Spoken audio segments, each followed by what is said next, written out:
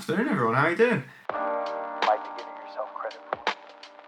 If you have something that's going on in I'm your going to go life. through the books that I read at the end of November and also what I read through in December. So firstly, I read Everyman by Philip Roth. This was an extraordinarily beautiful book and talked about aging and mortality and sex and relationships. A lot of Philip Roth's usual topics that he tends to cover. It was just a wonderful book. I really, really loved it, and very short as well. You could read that in an evening or two. Next, at the end of November, I read Small Things Like These by Claire Keegan. I've made a video about this, which you can watch on my channel. It wasn't as good as Everyman, but it was still a very good book and very effectively written. Now, we're getting into December. I read a couple of books by Philip Roth to start the month off, because I was going through a Philip Roth kick phase, I guess. Very short one, but still a phase. I read Nemesis, which was a book that tackled the polio epidemic and anti-Semitism. I really liked it. I think it took me a while to get into it, and I think after, let's say, 70 or 80 pages, the story was really clicking with me, and the way that he would convey the sort of dread and the fear of an epidemic was really brilliant. And then I read The Breast, which is his really short, very briskly paced sort of nightmare about a talking tit. What the hell? It's so absurd and surreal and yet absolutely terrifying. Number 11 hates boobs. The way in which he talked about the existential dread was really touching and powerful. I'm going to make a video on that book because I just think it's brilliant and more people should read it and know about it. Next, I read Isaac and the Egg, which I'd forgotten I'd read, but Isaac and the Egg essentially was a very nice, warming book about mental health and grief. However, it didn't quite hit with me all the time. I think there's nuggets of brilliance in it, and overall it's a good read. I just think it can be a bit repetitive and maybe a tad on the nose in terms of its messaging. However, I did enjoy it. What was next? Foster by Claire Keegan, another Claire Keegan book. This was brilliant. This was so beautiful and so devastating in such a short page count, because Foster is only 88 pages. Really, really touching. So I'd highly recommend that to anybody who's read Small Things Like These or who hasn't. Fahrenheit 451 was next. Now, I bloody love this. That is bloody lovely. The prose itself was really rather poetic, and just the way that he described things, but it just made it really beautiful. And the story itself of book burning is obviously incredibly relevant nowadays.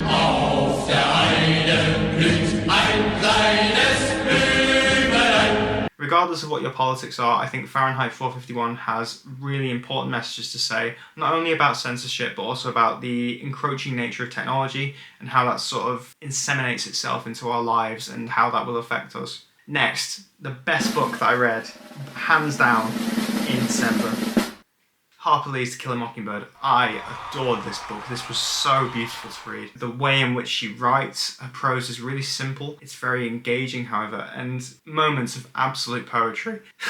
There are moments of absolute poetry. The story itself, really timely and relevant. Anyone with a soul will be moved by this story, and I think it's really important that everyone reads it. And I think that the UK needs to get on a trick, because they teach this in America, so why don't they teach it over here? I think they should. I rounded off December. I read Cormac McCarthy's No Country for Old Men. I don't know why I was so interested in reading this. I guess I just was. Welcome back, Captain Obvious. But I grabbed this book, I devoured it, I read it in a few days. It's brilliant. It's a really great book. It's tense, it's a real thriller. I also watched the film in January, which I think the book is better, however the film was really great. Some of the dialogues that he writes in this book are so brilliant, especially the coin toss scene, which everyone knows because of the film. If you read the original text, it does feel like the film, while doing it justice, doesn't quite reach the same level. So, another really great book. Well done. Now, we're getting into January, so I can put my phone away and I can actually talk to you like a person. What did I read in January? A lot.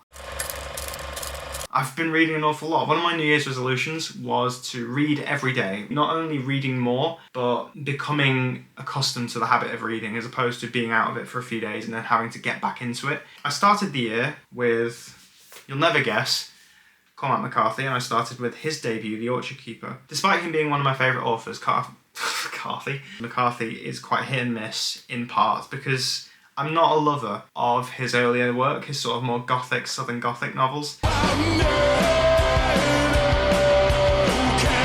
Because he is evoking and very clearly influenced by a writer whose work I don't like. I wish I liked. He is clearly influenced by Faulkner and has said so explicitly. Faulkner's work just doesn't do it for me, and I'm going to try and read more Faulkner just because he is clearly a brilliant writer. The Orchard Keeper is very Faulknerian, and in parts it's incredibly cinematic and really well written, beautifully written.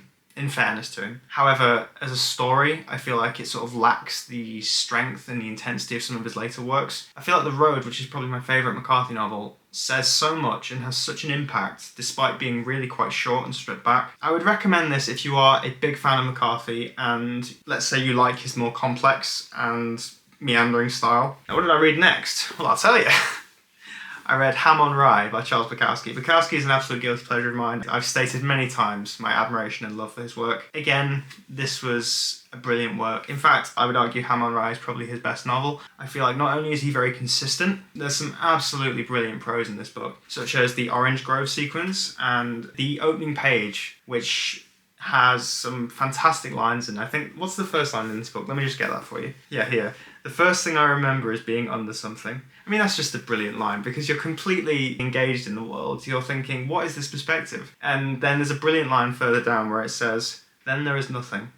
Then a Christmas tree. But this opening scene is great, and the descriptions that he uses and the way in which he uses a mix of very short sentences and slightly longer ones, it really implies a sort of filmic quality to it where the short sentences are quick, brief cutaway shots, whereas these longer sentences are these sort of meandering scenes. I thought it was a great read, and I would highly recommend it. 5 stars on Goodreads, without a doubt. Next, I read Robert Harris's Conclave. Now, what compelled me to read this? Christ, obviously. Comedy. Conclave is about an election that takes place at the Vatican after the Pope dies. The descriptions have called it unputdownable, or Guardian reviews called it unputdownable. I'm afraid Scraps will have to be shot. I would very much agree. This book is so compelling and so brilliantly written, and then it deflates on its ending. Now, what what Harris is doing with this narrative, yes, the ending makes sense, kind of. Yes, they hint at where it's going. No, it is not plausible in any sense of the word. I still gave this a 4 stars because I think it's a brilliantly written book. However, yeah, the ending just bleh. Now, we're getting into something that I didn't quite like here, and this may be a controversial opinion, it may or not, I don't know. This book, The Heaven and Earth Grocery Store by James McBride. This has won the Waterstones Book of the Year. It won the Book of the Year for The Guardian, New Yorker, New York Times, Time Magazine, Harper's Bazaar. One eternity later. Oprah Daily and Washington Post. Those publications are entirely incorrect. This book is not any book of any year, unless that year was really bad. It's meandering, it's languorous, it's incredibly overwritten, it's indulgent. It's like, oh, we settled this really cool mystery at the start, that's really intriguing. Okay, forget about it for 370 pages. Oh, here it is again. That's the outline of this book. The mystery that they establish is completely ruined because you're not talking about it or not thinking about it because you've forgotten about it. And then when they answer it, you're like, oh yeah, that was interesting. Why did we go away from that? This did remind me of Faulkner, not because of the beautifully written prose, because this isn't. This is very much the opposite of how Faulkner would write. There's no poetry in this, in my opinion. If you like the community sort of writings, you'll like this. I gave it 2 stars. I'm not going to read it again. James McBride, what are you doing? Outrage. On to something decent.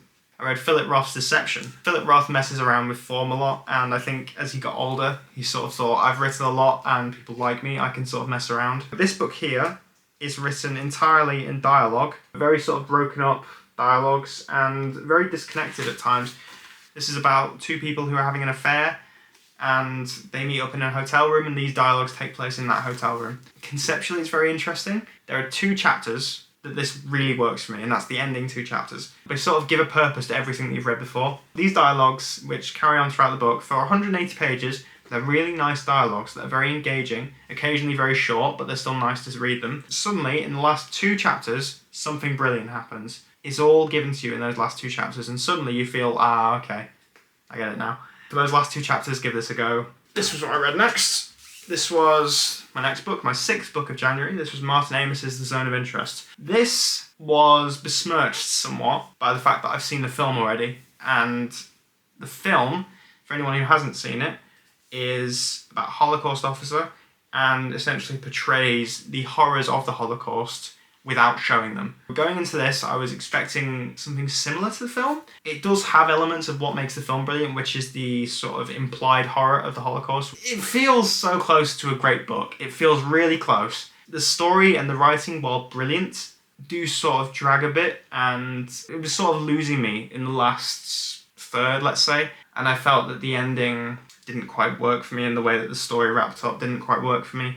I think Glazier took what are the strongest elements of this book and made a better product. So next, we read this behemoth. I say it's a behemoth, it's quite big. Reading this I was very proud of because this was one that had sort of scared me, and I finally read it. And I was hoping that I would love it. I don't know why, I just had the feeling that I would, and I didn't. In stretches, this has some of McCarthy's greatest, most beautiful prose. And the premise itself is so intriguing. You start off with this plane wreck that is discovered and it's submerged underwater, and the plane is intact and the passengers are in there, but there's a passenger missing.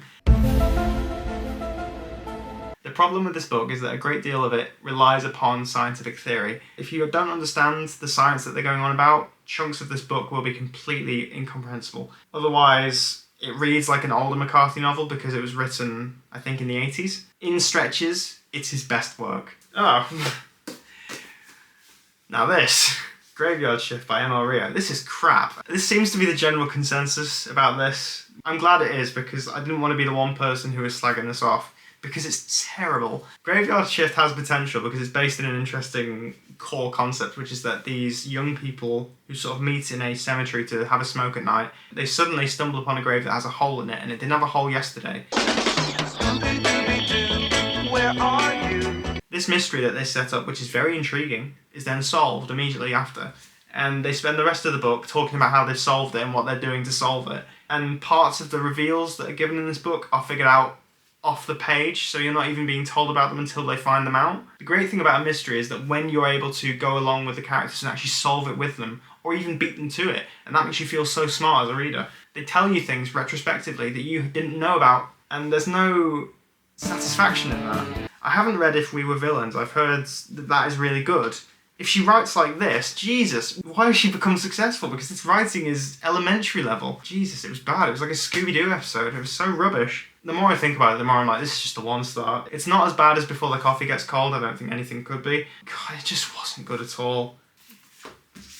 Ah! Next book. All the Pretty Horses by Cormac McCarthy. All the Pretty Horses is a western that is like a coming-of-age story about these two young men, and it feels very much like a love letter to Mexico. McCarthy writes about the place so beautifully. There are such intense, vivid images. McCarthy's prose is beautiful.